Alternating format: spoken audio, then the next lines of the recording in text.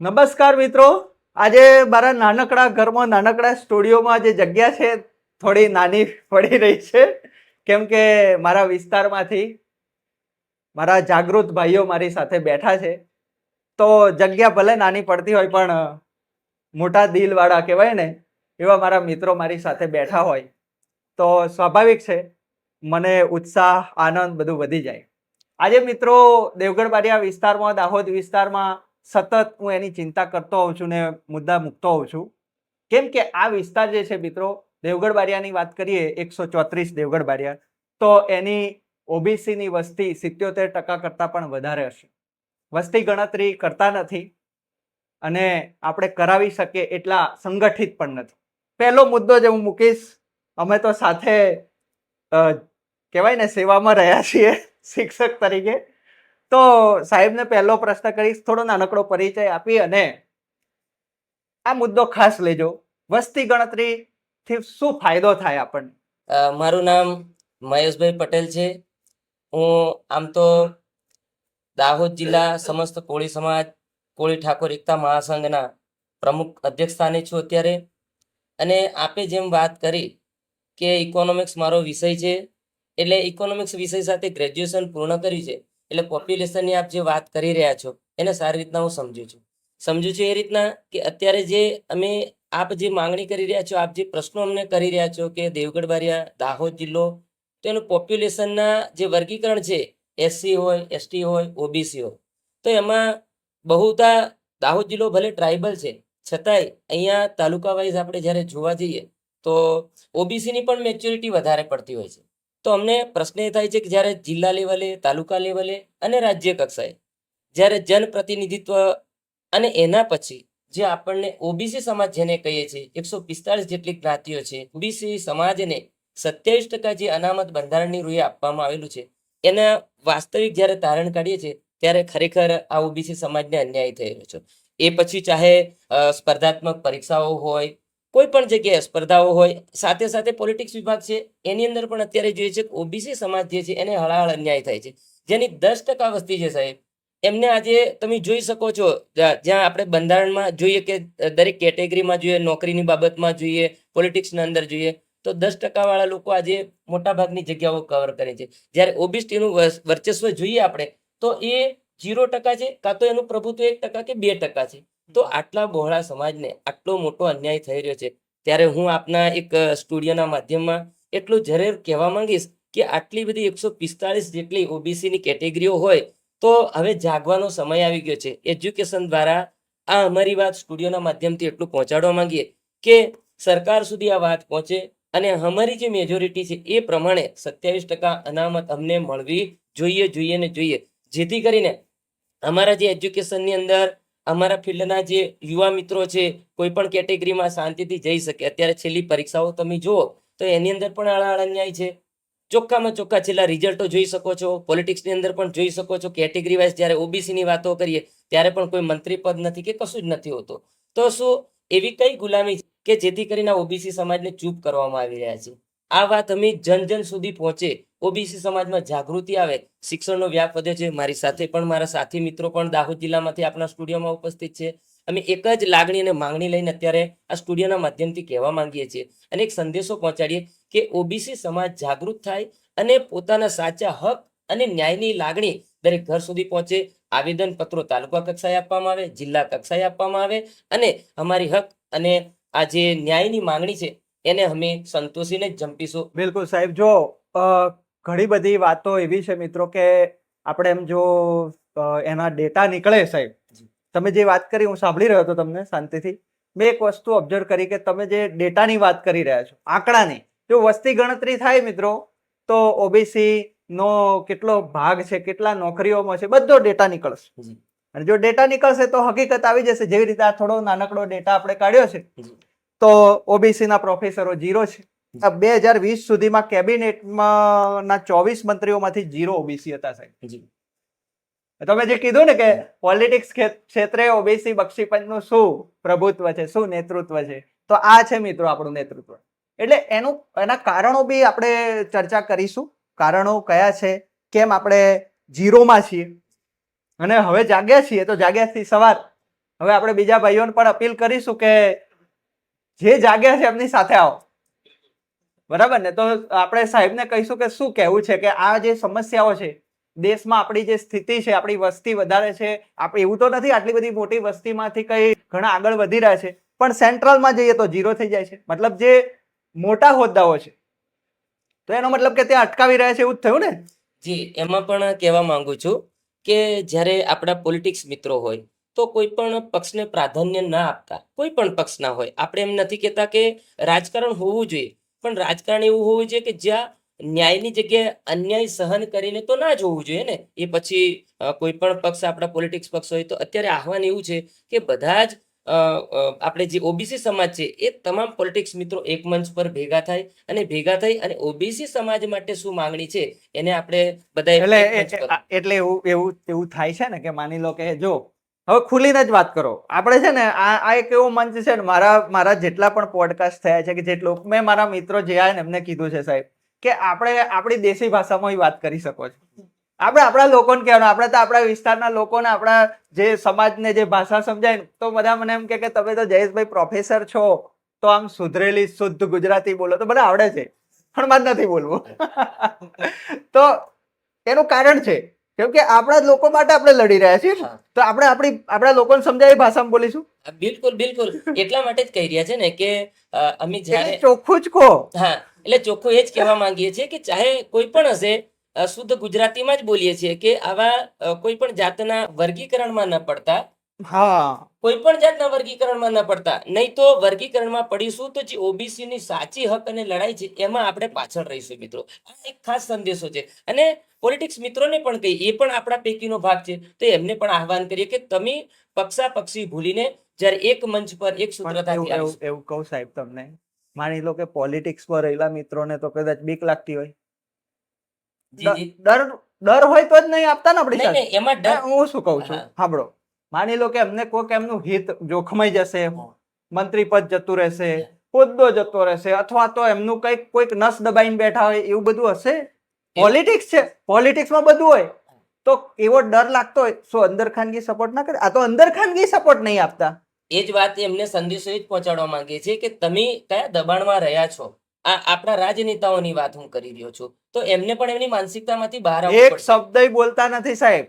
આપણા લોકો સાથે ઓબીસી એસટી એસસી સમુદાયના જે લીડર છે, લીડર શબ્દ ના કહેવો જોઈએ, મેં ભેદભાવ કર્યો છે, ભેદભાવ શબ્દ સામે લડી રહ્યા છે ને, આપણે ભેદભાવ કરવો ના જોઈએ એમ કે છે, પણ મારે મજબૂર થવું પડ્યું છે સાહેબ ભેદભાવ શબ્દ પ્રયોગ કરવા માટે, કે લીડર અને નેતામાં ભેદભાવ કર્યો છે. તમે કહેશો આવો ભેદભાવ ના કરાય સાહેબ. કર્યો. કેમ? તો કે લીડર જે છે એ હિત અહિત બધું જોઈને લડે, આગેવાની લે, હા, અને નેતા શું કરે? ચાપલુસી કરે. એટલે એટલે વ્યાખ્યા બદલવી પડશે. હા, ચોક્કસ, જરૂર. એ જ વાત છે કે જે ચાપલુસી કરે એની હવે જરૂર નથી રહી. હા, લીડરશિપ વાળા વ્યક્તિત્વની જરૂર છે. બિલકુલ. લીડર કરી અને લીડરશિપ થી અન્યાય થતો હોય એને દૂર કરવાની સામે જે ચિનગારી ઊભી કરે ને એને લીડરશિપ આપવાની જ વાત રહેશે. સમય એવો પણ વિચારવો જોઈએ કે જ્યારે આપણે સમાજને સાથે રાખીને ચાલવાની વાત હોય અને આવા નેતા બનવાની જે મેચ્છા રાખતા હોય તો એને આ ઓબીસી સમાજ ક્યારેય માફ નહીં કરશે સાહેબ. આ ખુલ્લી ચેલેન્જ છે. ના, હજી આમાં મારો અંગત એ હું તમને જોડીશ સાહેબ. હું તો કહું છું કે હા, રાજનીતિને હું છે ને માસ્ટર કી કહું છું સાહેબ. જી.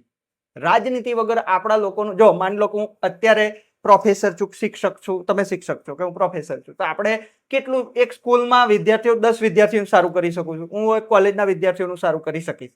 પણ માન લો કે એજ્યુકેશન મિનિસ્ટર બની ગયા તો એક લેટર કરશું કે દર 10 ગામ દીઠ એક મોટી લાઇબ્રેરી બનાવીશું, જી.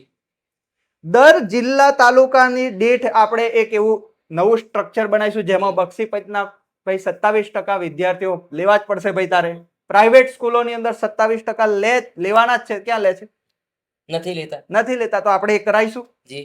બધી જ જગ્યાએ આપણે હક અધિકાર, આપણે એક જ લેટર કર નહીં કરે તો બરાબર કડક કાયદો અમલ કરીશું ને. બિલકુલ. એટલે આપણે અત્યારે કઈ જગ્યાએ ફસાયેલા છીએ? આપણો સમાજ બધી રીતે આગળ વધી રહ્યો છે, આગેવાન છે એ બ્લોક કરી રહ્યા છે.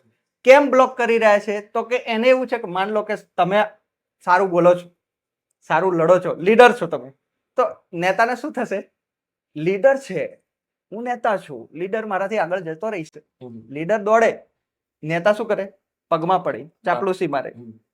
એટલે નેતાઓ જે છે એને લીડર બનાવવા માટે આપણે સહયોગ આપવા દે. ચાલો ચેલેન્જ છે, કોઈ એમનો વાળ બી વાંકો ના કરી શકે સમાજ માટે જો ઉભા રહીને લડત કરી હોય એમણે. પણ આજની તારીખમાં ઓબીસી એસટી એસસી સમાજના જ્યારે હું બીજા લોકો સાથે ચર્ચા કરું છું, જે લોકો ઓબીસી એસટી એસસી નથી એવા બુદ્ધિજીવી લોકોને હું જ્યારે વાત કરું છું, એ લોકો મને ટોણું મારે છે. શું ટોણું મારે છે? ભાઈ તમારા નેતા તમારા માટે ને એમાં અમારો શું વાંક, જી એમ કહીને એ બિલકુલ, તમે જે વાસ્તવિકતાની વાત કરી છે એ બિલકુલ સાચી જ વાત છે. અને એના જ અનુભવો આ મારા સાથી મિત્રો છે એ પણ આ બાબતે આપણને પ્રકાશ પાડવા તો માંગે છે. હવે આપણે શું કરીશું? આપણે લોકોને કહીશું કે ભાઈ હવે એવા માણસને લીડરશિપ આપો કે જે નિષ્ઠાવાન હોય, જી સમાજને સમર્પિત હોય, પોતાનો લાભ નહીં સમાજનું. સમાજે મોકલ્યો છે તો સમાજને ભૂલી ના જવો જોઈએ. હા. આ શરત બાંધીને મોકલો. તો જો તમે અત્યારે એક એક્ઝામ્પલ આપીએ આપણે, ચૈતરભાઈ વસાવા જે આવેલે છે, હા. એમના માટે ચાલુ વરસાદે લોકો ઉભા રહ્યા. જી તમે જોયું? સાચી વાત, બિલકુલ સાચી વાત છે. આવું કોઈ નેતા માટે થયા તો મેં તો એવું જોયું છે કે બસોમાં લઈ જવા પડે છે, હા. સહયોગથી લઈ જવા પડે છે. બરાબર છે, બિલકુલ સત્ય વાત બધું જાણે છે લોકો, એમાં નહીં જવું આપણે. હા. પણ ચૈતરભાઈ માટે જે ભીડ આવી હતી હા. એ એમના સમાજના નેતૃત્વનો રિવોર્ડ હતો સાહેબ. સમાજ માટે ભાઈ હું એમને રૂબરૂ પણ મળ્યો છું, હું એમને પર્સનલી જાણું છું. સમાજ માટે કમિટમેન્ટ વાળા વ્યક્તિ છે. છે એટલે આજે એમની સાથે સમાજ ખડે પગે ઉભો છે. ઉભો છે.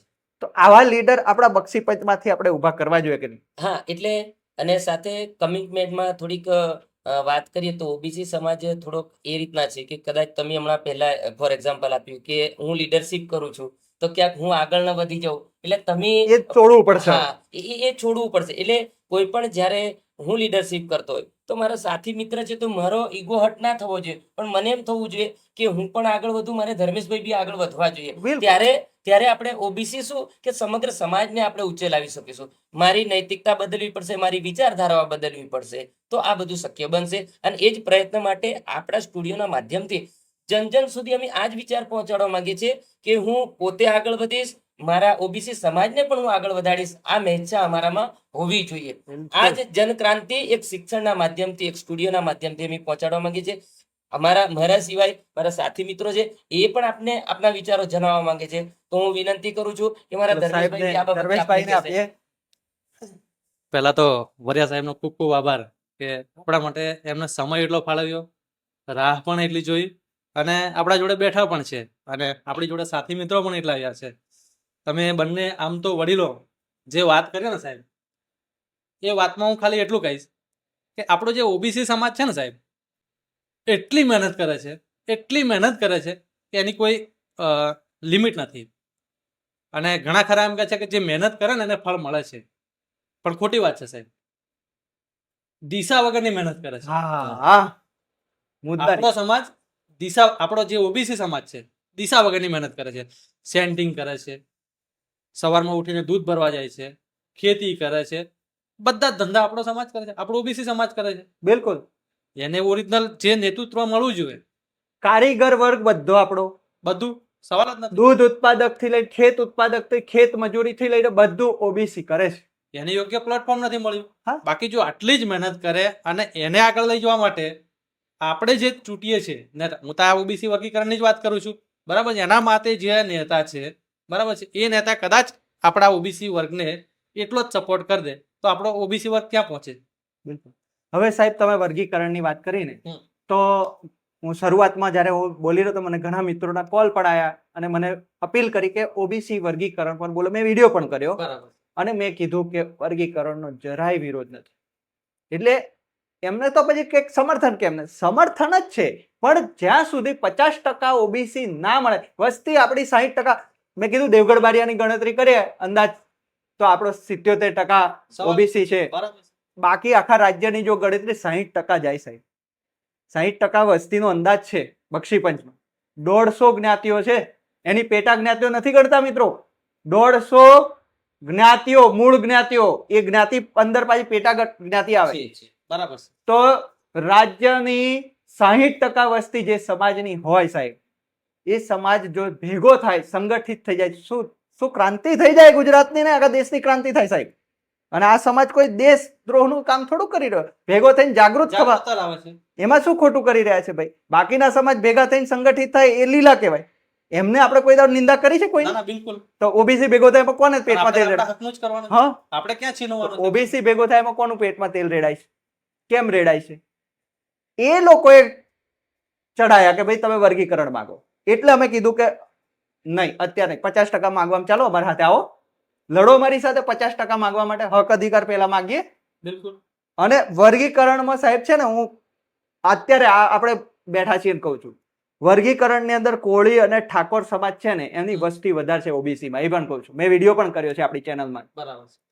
મોટા ભાઈઓ છે, બક્ષી પંચ ઓબીસી ના 2 મોટા ભાઈઓ, અને એમને વધારે મળવું જોઈએ, એના માટે વર્ગીકરણ હોવું જોઈએ. આજે કહી રહ્યો છું, અને એમાં કોઈ મોટી વાત નથી કે એમાં કોઈ હું પેલું એ નહીં કરી રહ્યો.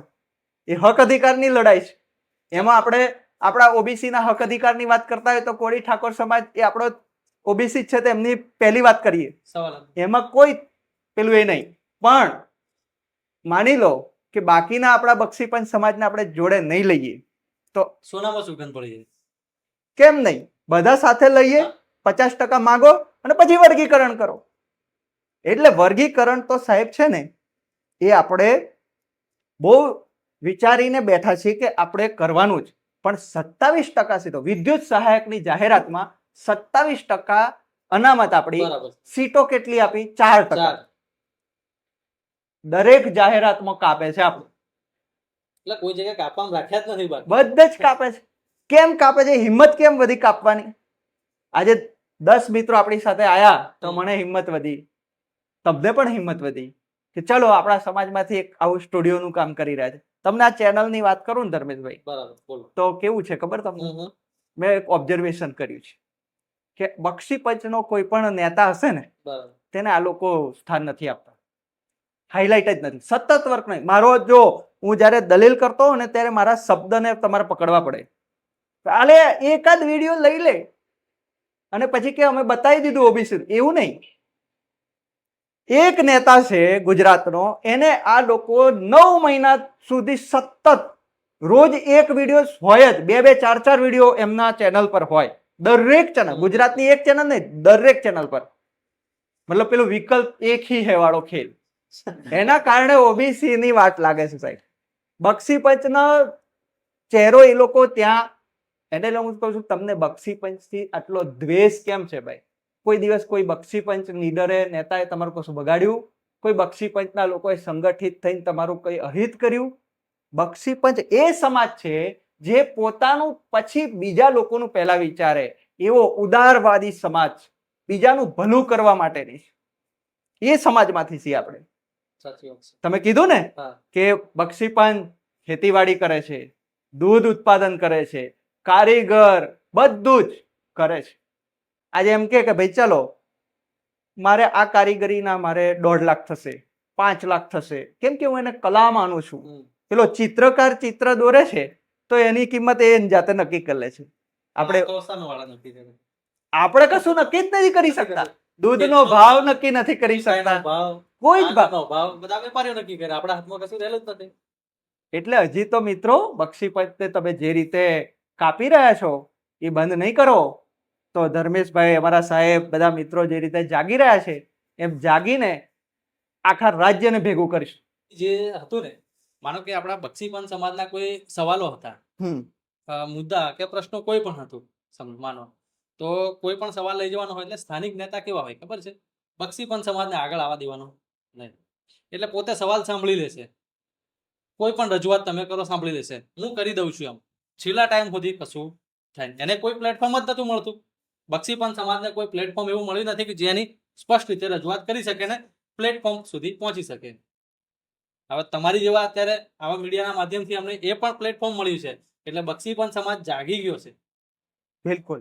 અને જાગૃત થવાની વાત તો સાહેબ કેવી છે? પહેલું પગથિયું છે. બરાબર. આપણે શું કરવાનું છે? સંગઠિત કરવાનું. એટલે જાગી ગયા સાહેબ, જાગ્યા, તમે જાગ્યા, આપણે જાગી ગયા, પણ આપણે ભેગા થયા તો અત્યારે ચર્ચા કરી રહ્યા છીએ અને એક મુદ્દા પર સહમતિ થઈ છે. તો સંગઠિત થવું બહુ મહત્વનું. અને સૌથી પહેલું બક્ષીપંચ સમુદાયના જે આગેવાનો છે, થોડું ઘણું કામ કરી રહેલા, જ્યાં પણ લડી રહેલા મિત્રો છે, એમને આપણે એક જ અપીલ કરીશું કે પેલું મનમાંથી કાઢ નાખો. આપણે જીવવાનું કેટલું છે? સીમિત. તો જેટલો આપણને રોલ મળે એ ભોગવી લો, એને ઉજવી લો. બિલકુલ. એવું ના વિચારશો કે મારા પછી કોઈક બીજો ચડિયાતો આવી જશે. ખુશ થવાનું હોય કે આપણા બક્ષી પંચમાંથી આપણો બીજો ભાઈ આપણા કરતા ચડિયાતો આવ્યો. વરિયા જયેશ કરતા વધારે પાવરફુલ બોલી શકે એવું આવી જાય ને કોઈ, તો જગ્યા છોડ દે. ભાઈ તું લીડરશિપ લે, મારી જરૂર હવે રહી નથી. તું કર, કેમ કે મારા કરતા તારામાં વધારે તાકાત છે, તું લડ. એ ભાવના જે દાડો બક્ષી પંચના આગેવાનોમાં આવી ગઈ ને સાહેબ, જે અઘરું છે, બુદ્ધિજીવી જ કરી શકે છે.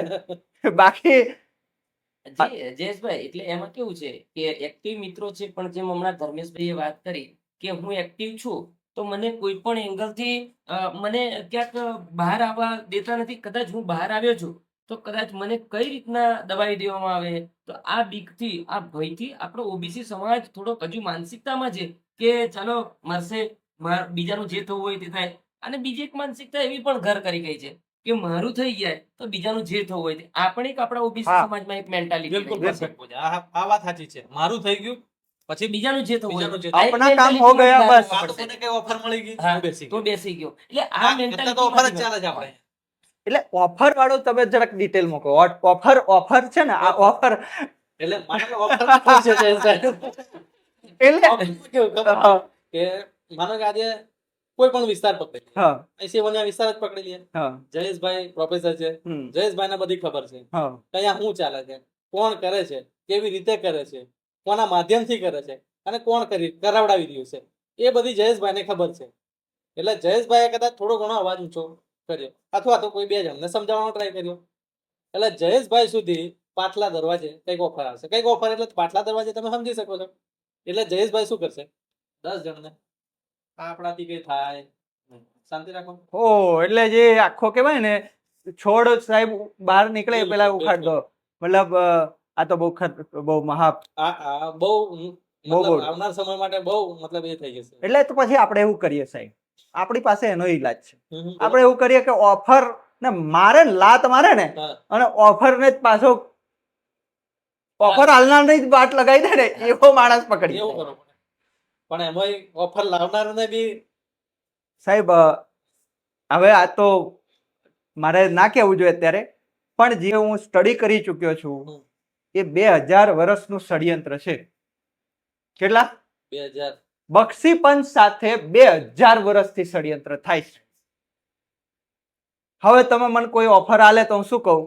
2000 વર્ષથી તમે રાજ કરો છો, એટલું એનું 50% આલો તો ઓફર એક્સેપ્ટ. ચાલો જયેશ્વરિયા ઓફર એક્સેપ્ટ ક્યારે કરશે? 2000 વર્ષથી જેટલું ભેગું કર્યું છે એનું 50% આલ દો. અને તમે જેમ વાત- ચાલો હું શું કરીશ, 50% આલ દે તો મારા બક્ષી પંચ માટે ઇનફ છે. એમાંય મારા 2000 વર્ષ 2000 વર્ષનું આલવું પડે. એ સમાજ માટે. હા, ચલો વિધાનસભામાં અમારા 60% ગુજરાતના MLA, હા 60% કલેક્ટર, કોર્ટમાં હાઈકોર્ટમાં 60% ઓબીસી, દરેક જગ્યાએ 60% પ્રોફેસર, 60% શિક્ષકો, દરેક જગ્યાએ અમારી વસ્તી પ્રમાણે આલ દો. 2000 વર્ષનો હિસાબ ક્લિયર. જયેશ્વરિયા તમારી ઓફર એક્સેપ્ટ કરશે. બિલકુલ બધા એક્સેપ્ટ કરી લેશું. જયેશ્વરિયા નહીં, ખાલી ઓબીસી, આખો ઓબીસી સમાજ. આખો ઓબીસી સમાજ એક્સેપ્ટ. આખો ઓબીસી સમાજ કરાવે. અને આવી જ્યારે આપણે એમની ચોટલી પકડીએ જાય એટલે અમને મને બહુ મજા આવે કે ઓફર આપવા આવ્યા હોય ને એ લોકો પાછા જતા રહે. એટલે આવી તાકાત નિર્માણ જે સમાજે કરી છે ને સાહેબ, એ સમાજ અત્યારે રાજ કરી રહ્યો છે ગુજરાત પર. એ સમાજ જોડેથી શીખો, એમનો દ્વેષ કરવા નથી કહેતા. અમે જે સમાજ આગળ છે ને એ સમાજનો દ્વેષ નહીં કરી રહ્યા મિત્રો. અમે અમારા સમાજને કહી રહ્યા છે કે એ સંગઠિત થયા છે અને રાજ કરી રહ્યા છે.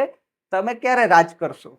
અને બીજું જયેશભાઈ, ધર્મેશભાઈ, બોલો. બીજો પ્રશ્ન આપણે જે આ ચર્ચા કરી એમાં આપણા જ ઓબીસી સમાજમાંથી માત્ર ચંદ 1-2% વ્યક્તિઓ એવા વ્યક્તિઓ કે જે પોતાનું અને પોતાના પરિવારનું થઈ ગયું એટલે ઇનફ, બીજા માટે ક્યારેય કશું જોવાની અને પગ ચંચુપીમાંથી ઊંચા નથી આવતા. એટલે જે ઓબીસી પાછળ છે, દાખલા તરીકે હું શિક્ષિત છું, મને બધી જ ખબર છે કે મારે મારા સમાજને કઈ રીતના ઊંચે લાવવો છે. પણ જેમ મેં કીધું એમ, કાં તો હું ઓફરથી સંતુષ્ટ થઈ જાઉં છું, કાં તો ઓફરથી સંતુષ્ટ નથી થતો, છતાંય મારું પોતાનું થઈ ગયું, મારા પરિવારનું થઈ ગયું, પણ ઓલ ઓવર હું સમાજનું ક્યારેય ભલું ઈચ્છવા તૈયાર નથી. આવી માનસિકતા વાળા જે 1-2% લોકો છે, એમનાથી પણ આપણે ચેતીને રહેવું પડશે, એમને પણ ખુલ્લા બહાર પાડવા પડશે. એટલે ઓબીસી સમાજની અંદર આવા 1-2% જે એવા તત્વોને પણ આપણે એમ કહેવું પડશે, ભાઈ વાંધો નહીં, તારું થયું વાંધો નહીં, પણ બાકીના સમાજનું શું? આ માનસિકતામાંથી પણ બહાર લાવવા પડશે. બિલકુલ બિલકુલ. અને ધર્મેશભાઈ, હું તો કહું છું કે જે તમે વિચારી રહ્યા છો ને, એવા આપણા ચલો ગુજરાતમાં તો બહુ યુવાનો છે. હું બધાને ઉત્તર ગુજરાત થી લઈ દક્ષિણ ગુજરાત અને સૌરાષ્ટ્ર થી લઈને આપણા દાહોદ સુધીના છેડામાં ઘણા બધા સોશિયલ મીડિયાના માધ્યમથી મળ્યા છે મિત્રો, અને દરેક સમાજના મિત્રો આપણી સાથે સંપર્કમાં છે. હું એમને મળું છું. બહુ આપણે છે ને, આમાં એક વસ્તુ લોકો આપણને ટાર્ગેટ શું કરે છે ખબર? આપણે જયારે આપણા હક અધિકારની વાત કરીએ ને, તો એમ કહે છે કે તમે જાતિ વાત કરો છો. બિલકુલ. તો આટલા 2000 વર્ષથી અમારા જીરો કરી રાખ્યા છે તમે આંકડાઓમાં, બધે જીરો. એને અમે શું કહીએ? ત્યારે આપણે શું કહેશું? ત્યારે એને શું કહેશું? ત્યારે આપણે નહીં કહીએ કે જાતિવાદ તમે કર્યો એમ. તો એમને તકલીફ થાય છે. અમે તો નવો શબ્દ આપ્યો છે, જાતંકવાદ. જાતંકવાદ. સરસ. આતંકવાદની જેમ જાતંકવાદ. કેમ કે એક ભારતીય તરીકે તમે આટલા મોટા જનસમૂહને, જેની વસ્તી 60% છે, એવા જનસમૂહને તમે અબૂધ અવસ્થામાં પાડી રાખવા માંગો છો. આજે પણ એમને આગળ વધવા દેવા નથી માંગતા. એટલે ધર્મેશભાઈની જેમ, સાહેબની જેમ બધા મિત્રોએ આપણે જાગવું પડે. દિનેશભાઈનું ખાસ. હા હા, દિનેશભાઈની કહાની સાંભળતા સાંભળતા મિત્રો હૃદય એકદમ સંવેદનાથી ભરાઈ ગયું સાહેબ. ઘણી ખરી વાર જોડે બેસીને અમે બંને જણ જઈએ છીએ સમાજની બેઠકમાં. તો હું કહું છું, હું શાંતિકારી ના ક્રાંતિકારી નથી. કોઈ પણ જગ્યાએ ક્રાંતિકારી નો જે રોલ ભજવાનો હોય ને, ત્યાં દિનેશભાઈ ભલે આમ સિંગલ બોડી ના લાગે, પણ અમે એમની પ્રાણ જે હોય છે ને સમાજ માટે, બિલકુલ. દિનેશભાઈની કહાની મિત્રો જેમને વેઠવાનું આવ્યું એમના જીવનમાં, એક કીધી મને. ભગતસિંહને જે જેલમાં કદાચ વેદના પડી હશે અને જે અનુભવ્યું હશે, એના પછી તો આપણે ભૂલી ગયા છીએ. દિનેશભાઈએ એ અનુભવ્યું અને એમણે નક્કી કર્યું હતું કે હવે જીવનમાં કંઈ નહીં કરું, નહીં લડું. સમાજ માટે લડું છું એટલે મારે વેઠવાનું આવ્યું ને, હવે સમાજ માટે નહીં લડું. પણ જ્યારે એમની હિંમત પાછી આવીને એમણે કીધું કે આ જે અત્યાચાર છે ને એનો 100 ગણો બી કરે ને તો પાછો નહીં પડું. તો એ એમનો પરિચય છે મિત્રો. દિનેશભાઈ એમનો અનુભવ કહેશે કે કેમ આપણે ઓબીસી સંગઠિત નથી થતા, કેમ ભેગા નથી થતા. પહેલા તો જયેશભાઈ વરિયા સાહેબનો અમે દિલથી આભાર વ્યક્ત કરીએ છીએ કે અમે અહીંયા સુધી આવ્યા. તમને સોશિયલ મીડિયાના માધ્યમથી તો જોયા જ હતા. મારું નામ છે દિનેશભાઈ કોળી. મને દિનેશભાઈ કોળીના નામથી દાહોદ જિલ્લાની અંદર ઓળખે છે. મારે યુવાનો સાથેનું સંકલન સારું છે અને વડીલો સાથેનું પણ સંકલન મારું સારું છે, અને મને દરેક સમાજ સાથેનો નાતો અને સંબંધ, મારો વ્યવહાર સારો છે. પરંતુ આજે અમે જે ઓબીસી સમાજ માટે કરીને જે 27% જે માંગ છે, એ માંગને લઈને અમે નીકળ્યા ત્યારે અમને ક્યાંક ને ક્યાંક ચડાવ ઉતાર જોવા મળ્યા.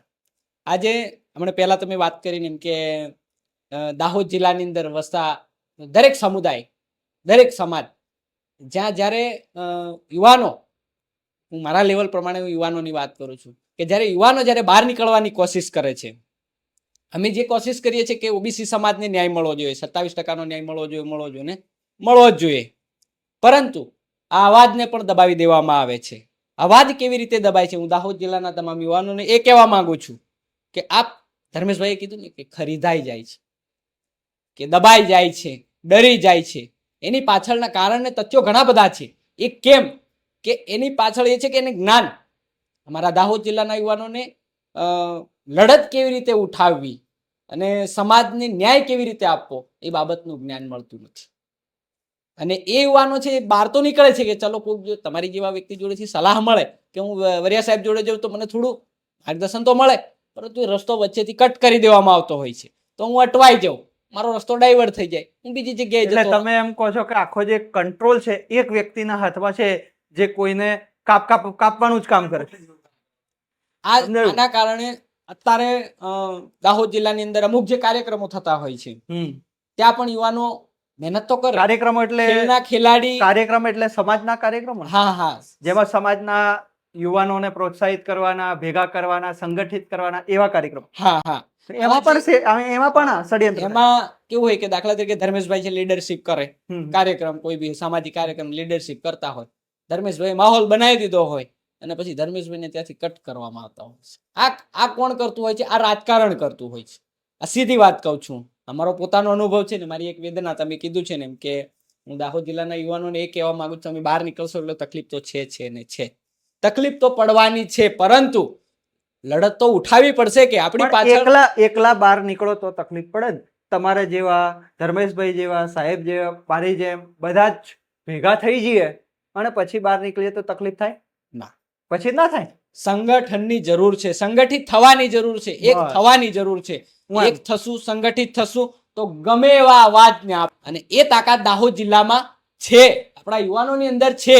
બહાર નીકળતા નથી. મારી જોડે બનેલો બનાવ કે મેં એક અવાજ બહાર નીકળવાની કોશિશ કરી, સમુદાય માટે, સમાજ માટે બહાર નીકળવાની કોશિશ કરી, ત્યારે મને સાઈડમાંથી એવી રીતે કે જેનો મારો કોઈ ગુનો બી નહોતો, જેમાં મારી કોઈ ભૂલ પણ નથી, અને એ કોર્ટે સાબિત કરી અને એ શબ્દને સાર્થક કર્યો તો તે વખતે હું સાચો હતો.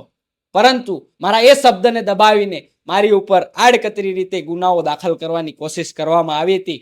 પરંતુ ઉપરવાળાની મહેરબાની છે, સમાજના પણ આશીર્વાદ છે કે બધા પાછળ હતા. એ ડર હતો, કાં તો સરકારને હતો, કાં તો કોઈને પણ ડર હતો, તો મને ત્યાંથી બચવાનો મોકો મળ્યો. બાકી હું બચી શકતો નહીં. જો મારી જોડે કાયદાનું જ્ઞાન ના હોય તો હું ત્યાં લેવલે પણ બચી શકતો નહીં. જો મારી જોડે પાછળનું સંગઠન ના હોય તો ત્યાં હું બચી શકતો નહીં. એટલે દાહોદ જિલ્લાના યુવાનો ડરી જાય છે, ડર વધારે છે ને ડર એવો ઘુસેડી દેવામાં આવ્યો છે ને કે બહાર નીકળવું નહીં, બોલવું નહીં, જો બોલશો તો ગયા. પરંતુ કોઈ ડરવાની જરૂર નથી. જ્યારે મેં એ કઠિનાઈ સહન કરી બહાર નીકળ્યા પછી મેં તમને પહેલા કીધું ને, મને ભગતસિંહ જેવું ફિલિંગ થયું છે કે હું પોતે જે બોલ્યો છું, જે થયું છે મારી જોડે, જે વીતી છે, એક વેદના હતી ને મારા માટે એક જ્ઞાન હતું, મારા માટે એક બોધ હતો, મારા માટે એક શીખ હતી. અને એક શીખ લીધા પછી આપણે બહાર નીકળ્યા છીએ. તો એ જ પ્રશ્નને આપણે આવતા સમયની અંદર જડબાસ તલાક જવાબ આપીશું ને આપીશું. અમારી લડાઈ છે કે સાચો હકનો ન્યાય મળવો જોઈએ. હક અધિકાર લેવો હોય બધાની ફરજ છે. મળતું હોય અને હાથ આપણે લાંબો કર્યો ને હાથમાં ના આવે તો પછી મતલબ શું જિંદગીનો? આપણા જીવનનો મતલબ શું? કે આપણે જીવીને શું મતલબ? કે આપણે કંઈક કરીને જવું છે. તમે બાબા સાહેબ આંબેડકર સાહેબની વાત કરી છે કે એમણે આજે જે મેનેજમેન્ટ કર્યું કેટલું ખતરનાક હતું, કરી તો નાખ્યું ને.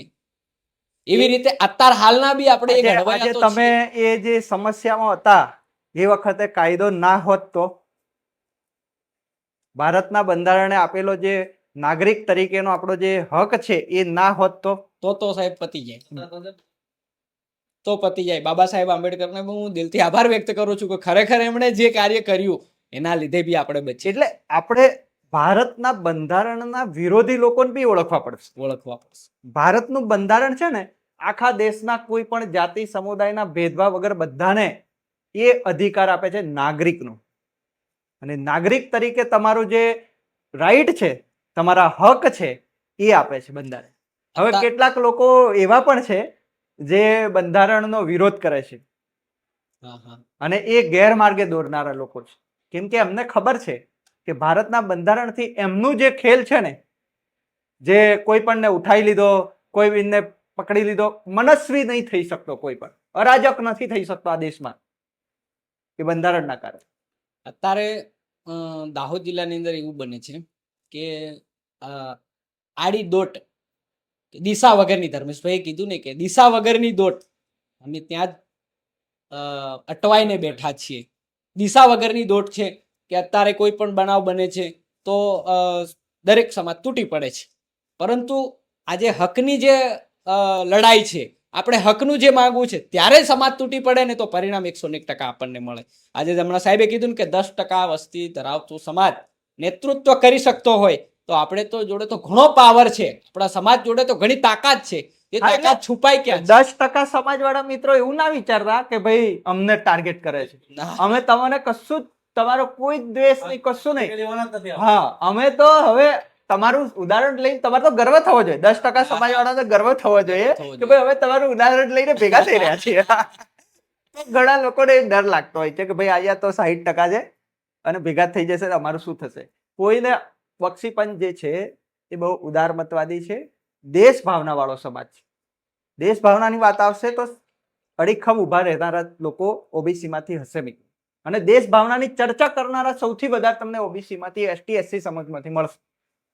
એટલે એવું નથી કે બીજા લોકો નથી કરતા, પણ અમારા પ્રમાણ કરવાની જરૂર નથી. આ દેશના નાગરિક અમે પણ છીએ, તો હક અધિકાર જેમ તમને મળી રહ્યો છે અમને બી મળે.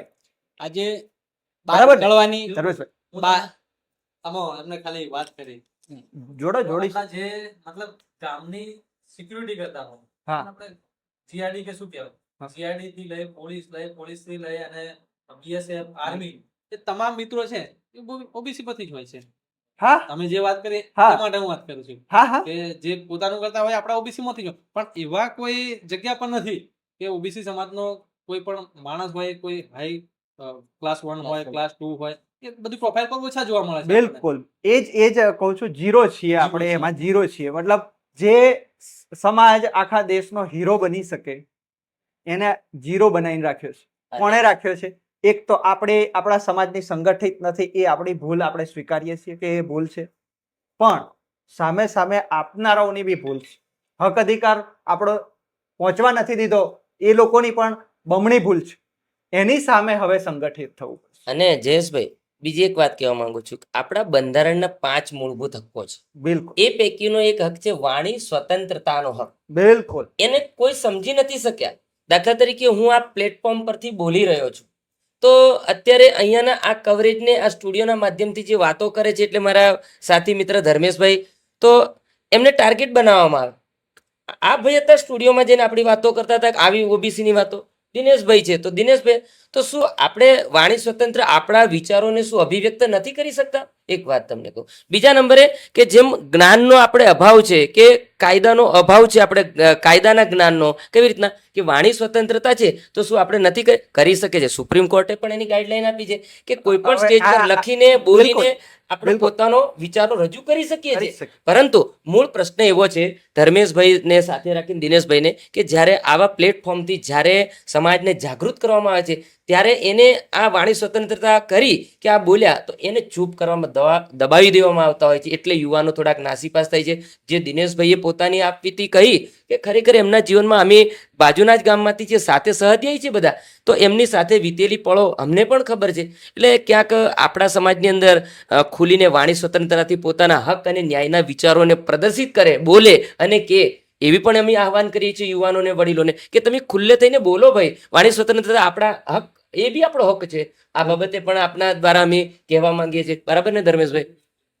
તો દિનેશભાઈને કઈ વાત કરી હોય એમને હજી કેવું છે, દેખાય છે, કહી શકો. હજી આપણે સાથે જ છીએ. મેં આ ચેનલ જ એટલે બનાવી છે, હું આજે જાહેર કરું છું, ચેનલ જ એટલે બનાવી છે કે તમે અમારા ઓબીસી સમાજના જે તો આગેવાનો છે કે જે લીડર છે, નેતૃત્વ છે, એને સ્થાન નથી આપતા ગુજરાતમાં. એટલે આપણે ઓબીસી સમાજના આપણા ભાઈઓને અપીલ કરીએ કે આપણી ચેનલને ફોલો કરે. બીજી બધી ચેનલો જેને 15 લાખ ને 25 લાખ સુધી પહોંચાડી આલતા હોય આપણે, તો આપણા માટે જ બોલીએ છીએ ભાઈ. તમે કેમ સબસ્ક્રાઇબ કરો ભાઈ, ચેનલને જોડાઓ. જેટલું પણ મળશે એટલું અમે કરશું. હા, એટલા માટે, કેમ કે મેં તો શરૂઆત જ એનાથી કરી છે કે ભાઈ કાલે ઉઠીને દિનેશભાઈ આગળ આવે, ધર્મેશભાઈ આવે, સાહેબ આવે, કે આપણા વિસ્તારમાંથી કોઈ પણ આગળ આવે તો આપણે એમને આપણું એક પ્લેટફોર્મ બનેલું હશે તો આપણે આવો બેસો, તમારું જ છે એવું કહી શકીએ. તમારી વાત સાચી છે વરિયા સાહેબ, કે મતલબ કે પ્લેટફોર્મ આપણે આપણા સમાજને, મતલબ કે ઓબીસી સમાજની જ્યારે વાત આવે છે, આટલી બધી બહોળી સંખ્યા હોવા છતાં કીધું કે નેતૃત્વ નથી. નેતૃત્વ નથી એવું, હા. નેતૃત્વ છે છે પણ સદુપયોગ નથી. હા, એટલે નેતૃત્વ મતલબ છે પણ કેવું છે, નામનું છે, ખાલી નામનું. એ આપણે એટલે- રેકોર્ડ કરી ચૂક્યા વિડીયોમાં કે ભાઈ એ લોકો આપણા માટે બોલતા જ નથી. પહેલા તમે કીધું ને કે બાકી આપણા સ્ટુડિયોમાં બેસીને આ કામ કરવાની આપણે કઈ જરૂર નથી. છે? જરૂર છે? તમને લાગે છે? જે કંઈક એટલે જો સમાજમાંથી આગેવાનો હોત જ અને આપણા માટે કામ કરતા હોત તો આપણે આ પંચાયત કરતા જ ના હોત એમ. મીટ પકડતા જ નહીં. આપણે બીજા કોઈક સારા મુદ્દાને લેતા કે ભાઈ આ સારો જ મુદ્દો છે, બહુ સારો મુદ્દો છે, પણ આના તો એટલે આ જ્યારે બોલીએ ને સાહેબ તો લોકો પકડે આપણા શબ્દો કે ભાઈ સારો મુદ્દો ઓબીસી નો સારો મુદ્દો નહીં, સૌથી સારો મુદ્દો છે રાજ્યનો નહીં, આખા દેશનું ભવિષ્ય છે. આજે એક ચર્ચાના માધ્યમથી આપણે જે મેસેજ પહોંચાડવા માંગીએ છીએ ત્યારે અત્યારે આ જે ચર્ચા છે ને એ લોકોને મીડિયામાં સીમિત ચર્ચા લાગે છે, પરંતુ હું એ કહેવા માંગુ છું મીડિયા સીમિત ચર્ચા નથી. આ ખરેખર આવતા સમયનું કંઈક સારું પરિણામ છે. બિલકુલ બિલકુલ. આવતા સમયનો કંઈક સોનાનો સૂરજ ઉગે ને એવા હેંધાણ લાગે છે ને એટલા માટે જ આ બધી ચર્ચાઓ કરવામાં આવતી હોય છે. બરાબર છે. તો ઓબીસી સમાજે એક થઈ, એક સંગઠિત થઈ અને પોતાની તાકાતને બહાર કાઢવાની ઘણી જરૂર છે. જો આપણે સાહેબે કીધું કે કેટલા સમય સુધી દબાયેલા રહેશું, આપણે કેટલા સમય સુધી ગુલામી કરીને પોતાનો જીવનને વ્યતીત કરીશું. આપણે બહાર નીકળીશું તો આપણે આવતા સમયની અંદર આપણા જ ઓબીસી સમાજમાંથી, આપણા જ દાહોદ જિલ્લામાંથી સારા નેતૃત્વ કરનાર નેતાઓને આપણે બહાર સુધી લઈ જઈ શકીશું. આપણે બહાર લઈ જવાના છે, અહીંયાના અહીંયા રાખવાના નથી. થોડી વાર પહેલા આપણે ચર્ચા થઈને કે જ્યારે નેતૃત્વ આપવામાં આવે છે તો નામ સીમિત આપવામાં આવે છે, કામ સીમિત આપવામાં આવતું નથી. લાલુ પ્રસાદ યાદવજીએ જ્યારે નેતૃત્વ કર્યું તો તમે દેખો છો ને કે ઘણા નાના પરિવારો આ તે ઉપલા લેવલ સુધી જઈને પોતાનું સ્ટેજ બનાવીને બેઠા છે. તો આપણે ક્યાં સુધી? દાહોદ જિલ્લામાંથી પણ અવાજ ઉઠવો જોશે, ઓબીસી સમાજમાંથી પણ અવાજ ઉઠવો જોશે. તો આપણા નેતાઓ બહાર જશે, અવાજ ઉઠાવનાર નેતાઓ. હા, ફરી પાછા હા, નામ સીમિત નહીં, પદ લેશો તો પદ નામ સીમિત ના લેશો. લાલુ પ્રસાદ યાદવ બહુ મોટા નેતા છે અને ખરેખર બક્ષી પંચની જ્યારે વાત નીકળે તો તમે ખૂબ સારું કર્યું કે યાદ દેવડાવ્યું. લાલુ પ્રસાદ યાદવ, મુલાયમસિંહ યાદવ, આપણે નામ બહુ એમના આદરથી લેવા જોઈએ. પણ આપણા લોકોને મીડિયાએ શું બતાવ્યું ખબર તમને? કે લાલુ પ્રસાદ યાદવ એટલે ભાઈ ચારા કૌભાંડ કર્યું, ભ્રષ્ટાચારી, એવું બતાવ્યું, સતત બતાવ્યું. આપણે એવું નહીં કહેતા કે ભાઈ આપણા સમાજમાંથી કોઈ ભ્રષ્ટાચારી ના હોઈ શકે, હોય તો સજા કરો, અમે એની તરફેણ નથી કરતા, એ રીતે નથી કહેતા. પણ જ્યારે કોઈ સમાજ માટે લડતો હશે ને ત્યારે એની સાથે ખોટી રીતે ખેલ પાડી પણ શકે છે. મીડિયા જે છે ને, જ્યાં સુધી ઓબીસી સમાજનું પોતાનું મીડિયા નહીં હોય, ઓબીસી સમાજનો કોઈ મીડિયાનો અવાજ નહીં હોય, ત્યાં સુધી આપણે ગમે એટલા મોટા કેમ નહીં બની જઈએ, ગમે એટલા મોટું આગળ કેમ નહીં વધી જઈએ, તો પણ આપણને હીરોને બી વિલન બતાડી શકે છે આ મીડિયા. સાચી વાત છે. અરે હીરો બનવા જ નથી દેતા. તમને જાણીને આશ્ચર્ય થશે, હું તો ભણું છું, ભણ્યો છું ને ભણાવું છું. મોટા વિદ્યાર્થીઓ જે છે પીએચડી કરતા, એમને ખ્યાલ હશે કે સંસ્કૃતનું જે નાટ્યશાસ્ત્ર છે એમાં લખેલું છે કે હીરો હંમેશા ઉચ્ચ વર્ગનો બની શકે. તમને ખ્યાલ હશે, છે ને? હવે જો વિચાર કરો, આ જે વસ્તુ છે એ હવે સંસ્કૃત સાહિત્ય પૂરતી સીમિત નથી રહી, એ અત્યારના મીડિયામાં પણ જોવા મળે. કે મીડિયા વાળા શું કરશે? ભાઈ જોશે, ભાઈ દેવગઢ બારિયા વિસ્તારના કોળી સમાજમાંથી છે તો વધારે હાઇલાઇટ નથી કરવાના, બક્ષી પંચને તો આપણે આવવા જ નથી દેવાનું. આ ખેલ ચલાઈ રહ્યા છે આજનું જે મીડિયા છે ગુજરાતનું, આ ખેલ ચલાઈ રહ્યું. અને જો એ શું કરશે ખબર? એસટી એસસી સમાજના લીડરને થોડું સ્થાન આપશે. એટલે આપણા વાળાને શું બતાવશે ખબર?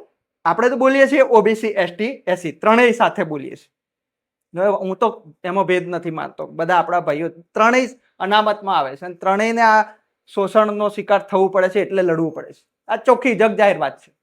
ત્યારે એ લોકો શું કરે છે? એસટી એસસી સમાજના એક બે નેતાને બતાવે છે અને શું કહે છે કે જો અમે એવું નથી રાખતા.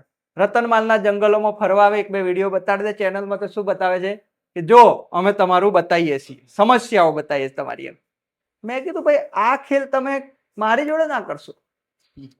બધું કહેવાય ને, એક એક ધાગો ખોલી શકું એવો માણસ. એટલે મેં કીધું કે તમે કયા બક્ષી પંચના ચહેરાને 9 મહિના 10 મહિના વર્ષ સુધી સતત હાઇલાઇટ કર્યો? બતાવો. એક પણ ન. એકાદ વિડીયો મૂકીને તમે શું છેતરો? તમે બાળક સમજો, બચ્ચું સમજો તો તમારી જે તર્કશીલ બુદ્ધિ છે ને ગુઠ્ઠી થઈ જશે. એવું કીધું મેં. તમારા જેટલા બી તર્ક છે ને એ બધા બુઠ્ઠા થઈ જશે, એવો તર્ક અમારી પાસે છે. હવે આ 2000 વર્ષથી તમે જે દબાયા છે ને એ હવે દબાવવાના નથી. એટલે દિનેશભાઈ હોય, સાહેબ હોય, તમારી જેમ ધર્મેશભાઈ હોય કે પછી આપણા કોઈ પણ હોય, જો સમાજ માટે લડત કરતા હશે તો ધ ટ્રાયલ ટાઈમ ચોક્કસ ઉપસ્થિત હશે, ત્યાં અડીખમ હશે. તો ખૂબ ખૂબ આભાર સાહેબ, ખૂબ સરસ ચર્ચા કરી છે. અને આવનારા સમયમાં આપણે એક એક મિત્ર સાથે ચર્ચા કરીશું. જેટલા પણ આપણા વિસ્તારમાં મિત્રો છે એમના માટે આ ધ ટાઇલ ટાઈમ જે છે અમારી ચેનલ જે છે એ હંમેશા તૈયાર છે.